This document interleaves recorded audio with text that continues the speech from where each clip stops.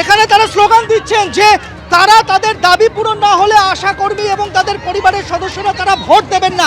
কেন আপনারা এই স্লোগান কেন? আমরা আজকে দীর্ঘ 19 বছর 20 বছর ধরে কাজ করছি এবং আমাদের অনেক টাকা, আমাদের স্বাস্থ্য ভবন বলুন বা যে কোনো স্বাস্থ্য আধিকারিকরা আমাদের টাকাটা আটকে রেখেছে। আজকে বহুদিন থেকে আমরা কোনো টাকাটা পাচ্ছি না এবং আমাদের ইনক্রিমেন্ট ভাগে ভাগে দেওয়া হয়। আমাদের যে মানে শুধু আমাদের একটা প্রতিশ্রুতি দিয়েছিল আশাকর্মীরা অবসর পরে, তার জন্য কি আপনারা ভোট দেবেন না? তার জন্য আমরা ভোট দেব না, ভোট আমরা বয়কট করব। আমাদের ন্যায্য দাবি মানতে হবে।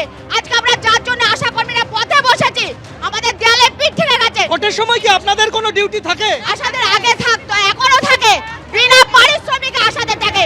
খেলায় মেলায় ভোটের ডিউটি, পরীক্ষাগারে ডিউটি, কোনো পারিশ্রমিক আশাদের দেওয়া হয় না। ন্যূনতম টিফিনটা আশাদের দেওয়া হয় না।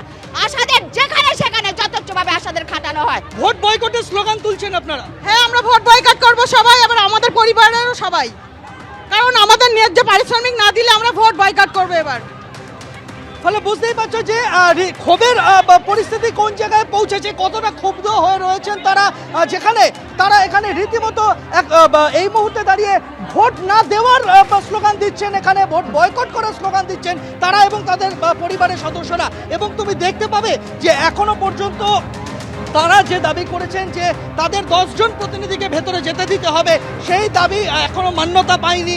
4 জনের সঙ্গে বৈঠকে বসতে রাজি আছেন স্বাস্থ্য আধিকারিকরা। এই মর্মে স্বাস্থ্য দপ্তরের অধিকর্তার তরফে স্বাস্থ্য অধিকর্তা এখানে তার তরফে পুলিশের কাছে বার্তা দেওয়া হয়েছে যে স্বাস্থ্য অধিকর্তার ঘরে এই বৈঠক হওয়া সম্ভব যদি 4 জন প্রতিনিধি আসেন। কিন্তু তারা দাবি করছেন যে না, 4 জন নয় 10 জন প্রতিনিধিকে অ্যালাউ করতে হবে। একদমই সন্ধ্যে, তুমি আমাদের সঙ্গে থাকো, কোনো সমাধান সূত্র বেরোয় কিনা নজর থাকছে। অপর প্রতিনিধি ঝিলম করঞ্জাইও আমাদের সঙ্গে সরাসরি রয়েছে। ঝিলম,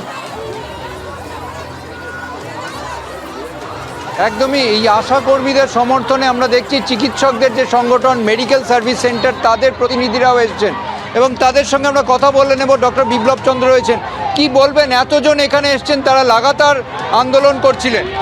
দেখুন, এটা অভূতপূর্ব একটা সাড়া দেখছি। আশাকর্মী ইউনিয়নে হাজার হাজার মহিলারা তাদের ন্যায্য দাবি নিয়ে স্বাস্থ্য ভবনে এসেছে। মেডিকেল সার্ভিস সেন্টার তাদের পাশে আছে, সংহতি জানাতে আমরা এসেছি। এই আশাকর্মীদের উপর নির্ভর করেই কিন্তু স্বাস্থ্য ব্যবস্থা রয়েছে।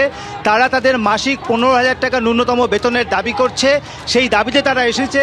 এরা 24 ঘন্টা ধরে আমরা জানি সার্ভিস দেয়, কিন্তু এরা কোনো বেতন পায় না, ফলে এটা অত্যন্ত অন্যায্য।